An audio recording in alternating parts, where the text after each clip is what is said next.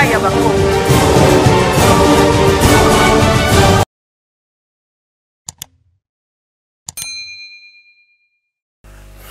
Mbote Nabino Bandeko Baladi à Congo Avenir Télévision. La rentrée scolaire est confirmée ce 2 septembre 2024. Donc lundi 2 septembre, sur toute l'étendue de la République démocratique du Congo, rentrée scolaire et Salama. Oyo et Salaki, donc décision. Il y a assise Oyo et Salama qui entre gouvernement, Naba syndical, il y a enseignant. Donc, il y a un compromis que rentrée scolaire, ils ont confirmé lundi. Et par rapport, il y a Makambo, il y a enseignant, il fallait comment $500. Donc, je crois que $500. Quand même, si là qui se mettre d'accord, ils ont un montant moko gouvernement à baki c'est libre enseignant. Il y a montant il y a $30, donc $30. Donc on a 100 000 francs congolais, je crois, baki c'est à chaque enseignant. Mais boyaki si la koloba yango na communiqué final si la koloba yango te o no balo bakama kampusu ma montant bon balo baté. Or, journaliste, pimele biloka kolia, mais pimele information te. Yango na biso toye. Donc, nous sommes désolés. Toye koloba yango qui est donc na réunion au basalaki. Basili kobaki c'est la bango 80 000 francs congolais et le reste makamsus et kosalama awa pendant rentrée scolaire. Donc, bayokanike rentrée scolaire et ça lundi. Malgré ils ont communiqué mon côté Oyo et y a qui vraiment bouclé réunion wana qui no basa la déclaration mon boy commun ça la gité mais basil koyokana. Maintenant na cadre wana le chef de l'État Félix Antoine Tshisekedi Tshilombo a réceptionné 17 écoles. Donc bazo remettre donc clé il y a 17 écoles Oyo et Tongami selon les normes standards internationales et équipées. Les écoles sont préfabriquées, les normes standards internationales façon qu'on équipé franchement, on a attaqué aux azoba. Quand même, donc on sentit que mon tout vraiment on raisonner très bien, on travaille très bien et puis on ça là point bien et on simuler très bien cours na yo matière na yo on travailler malamu parce que ndenge kaka donc ndenge basali yango ba condition ko tanga wana franchement en tout cas félicitations wana eza œuvre il y a société Oyo Zedicor SA Oyo Asiliko Tonga. Donc il fallait à Tonga 300 écoles. Année passée, à Pesaki 17, à Remetaki 17. Année au donc la rentrée scolaire Awa. Donc Azo remettre les sous 17 wana à Tongiango na 4 districts. Donc na district à Tchangu à Tongi, na district il y a Lukunga à Tongi, na Funa à Tongi et puis na Moambapé à Tongi. Donc na 4 districts à Tongi 17 écoles.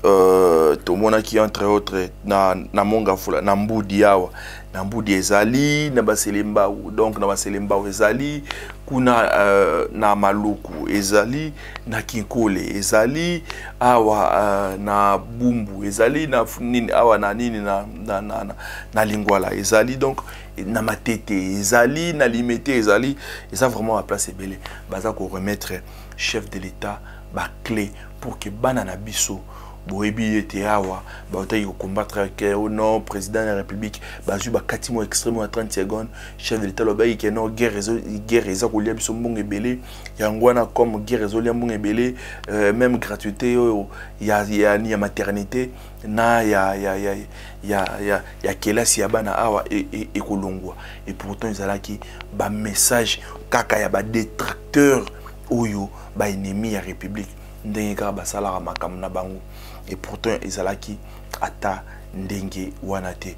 Donc, tu confirmer que gratuité et enseignement de base ezali et continuer. Ba clé yango yo baza ko remettre. Mais biso to kosenga na entreprise na Zedicor SA oyo aza kotonga ba école wana cadre ya PDL 145 territoires mais sur 300 écoles wana oyo bango na part na bango bazo tonga ba école préfabriquée oyo eza na ba oyo eza construite na ba normes standards internationales et kozala construite ba école wana eza partout la République démocratique du Congo eza 300 mais il faut ba mekamo ko tambusa maboko parce que chaque année ko remettre 17 eza moke à moins que ezala 17 oyo ya Kinshasa mais na ba province pe ezala pe bazo ko remettre wana ça va mais sur eza ki bazo sala kaka 17 wana franchement eza moke ba meka moi ko accélérer ko tambusa maboko pour PDL 145 territoires mbongo ezalaka eloko oyo eko déranger eloko oyo eko freiner makambo wana ezalaka te ezala ba place mosusu nde ba moyen ya accessibilité ezalaka vraiment te pour ki ba matériaux kende ba place mosusu bozo mona ba centre de santé pour so tambola rappeler moi parce on ba pas ba bisika on kotala au mona moi ba côté mosusu misala ezala ki vraiment manœuvre ba ingénieur en bateau bazala ki ba représentant pour na ko coordonner ba travaux kuna mingi ba bandaki pe ko sala moi manœuvre donc ba réalité sur terrain ezala ki pe belé surtout pour nos paiements yango et chaki moi freinage na makambo wana. Initié par le président de la République, son Excellence Félix-Antoine Tshisekedi Tshilombo, le projet de construction des 300 écoles préfabriquées en RDC par la société Zaidcor SA entre dans sa deuxième phase.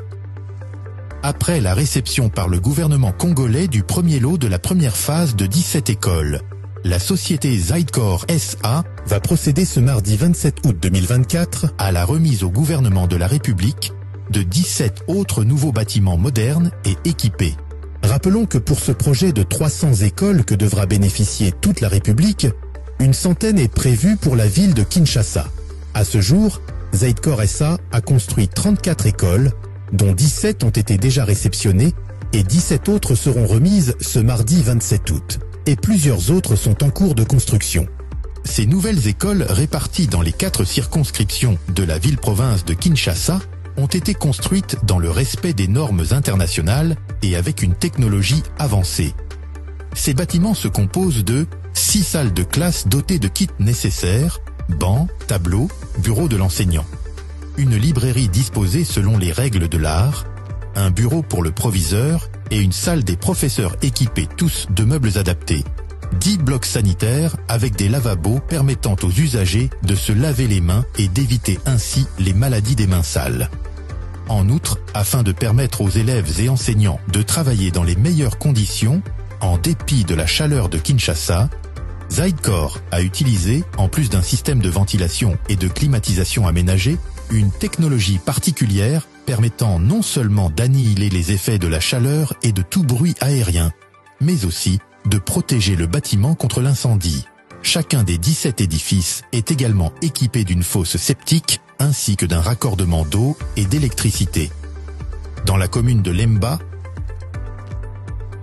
le complexe scolaire du Mont Amba ainsi que l'EP1 Bumba Moasso. Dans la commune de Matete, EP1 Mayi-Ndombe.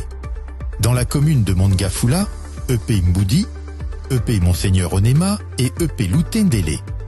Dans la commune de Bumbu, EP A Bumbu.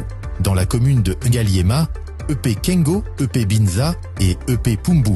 Dans la commune de Kingasani, EP Gwanza, EP Mokali et EP 4 Biela.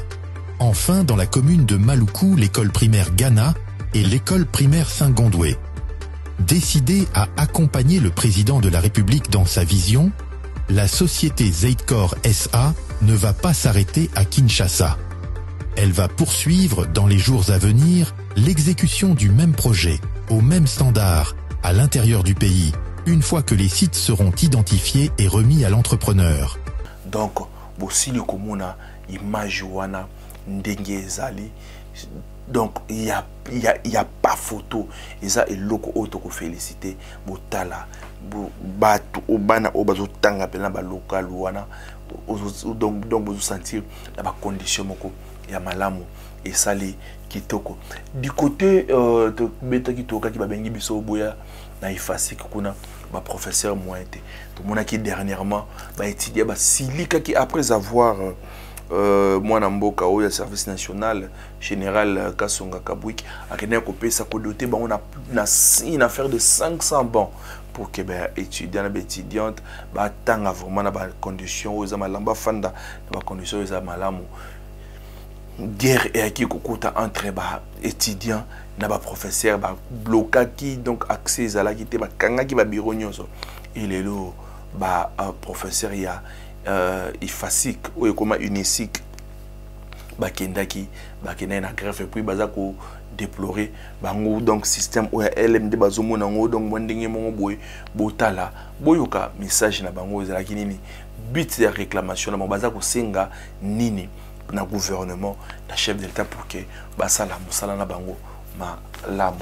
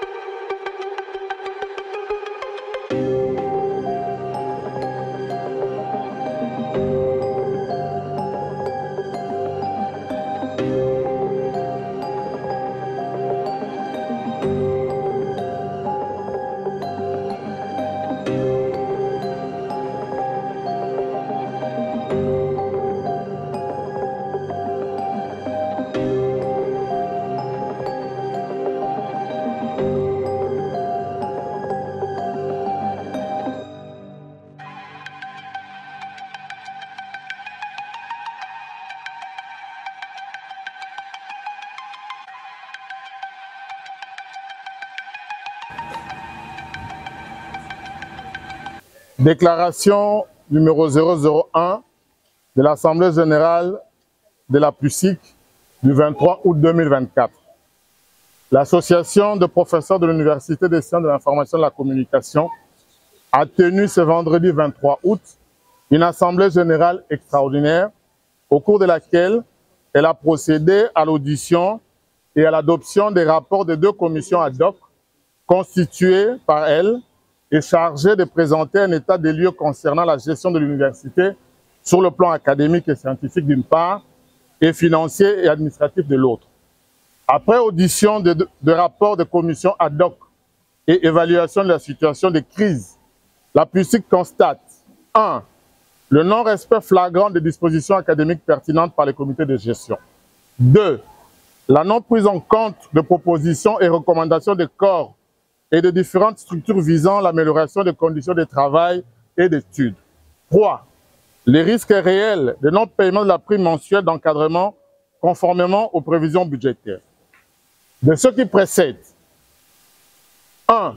La PUSIC exige l'annulation de toutes les décisions d'engagement irrégulier du personnel académique, scientifique et administratif opérées au cours de cette année académique et le renvoi de leur dossier aux structures habilitées pour traitement.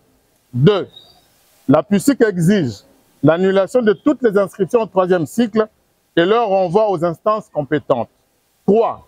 La PUSIC exige la réhabilitation sans condition de la commission de gestion concertée gage d'une transparente. 4. La PUSIC prend acte de la déclaration de l'intersyndicat du 6 août et demande à l'autorité de tutelle de réserver une suite appropriée. Fait à Kinshasa le 23 août pour l'Assemblée générale extraordinaire, professeur Anaclé Vungbo, rapporteur. Voilà, donc, Bosili Koyoka, réclamation na bango, et l'Oronini Bazaro Senga, pour que Moussala na bango et Salam Malamo, et Bomonaki. Donc, on va remettre gouvernement, entreprise, où on a cadre, il y a PDL 145 territoires, va remettre une affaire, il y a 17 écoles, pas 17 salles de classe, 17 écoles dans 4 districts Nabiso. 17 écoles où déjà, dans le mois passé, bah, PESA qui va remettre qui déjà, ni va remettre qui déjà, bah, 17 autres écoles. Tout le monde qui n'a pas le Mumba, Izalaki, n'a Kankoko, Izalaki, n'a pas Kanchach, Izalaki. Donc, bah, école wana, bah, salle de classe, bah, Tongiango, na selon bah, normes standards internationales. Bah, na Napsuba Kotanga, Kitoko. oyo année passée ba remettre na maboko ya ministre ya infrastructure Alexis Gizaro, vice ministre ya PST na moment ezalaki de connexion à Minata.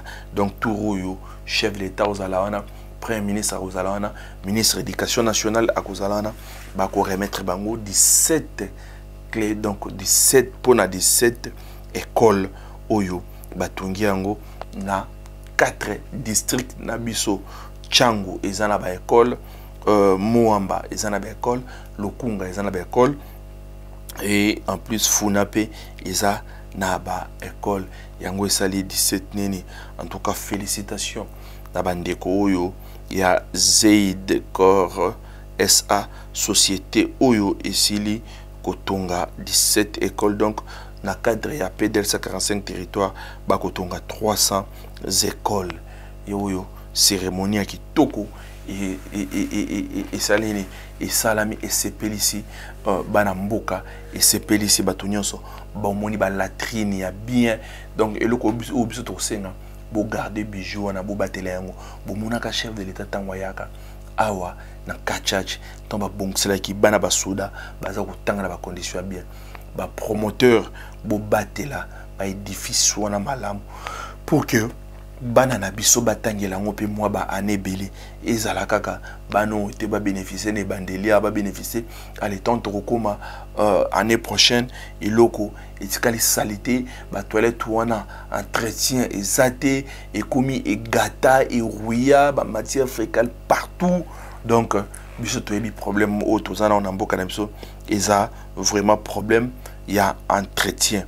Donc tout mona ki ezana ba commune belé na mbudi ekozala ozuna monga fula na lutendele ezali na bumbu ezali na lingwala ezali donc ba eza place ebele nyonsona na 4 districts ya ville ya Kinshasa.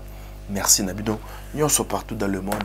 Esika bolandaki Congo Avenir télévision boyebi karande bosala rapona ba oyo ezamba na mina liboso bo partager vidéo na biso bo liker yango et en plus bo s'abonner puis bo cliquer na cloche pour que à chaque fois ce que tu vidéo ya sika bo zwaka notification.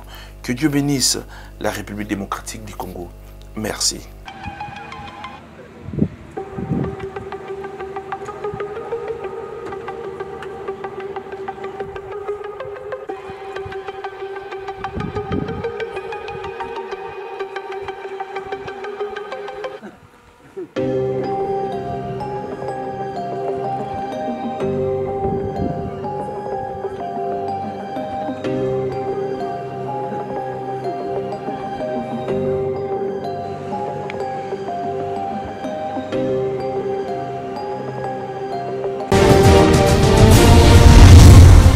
Congo Avenir.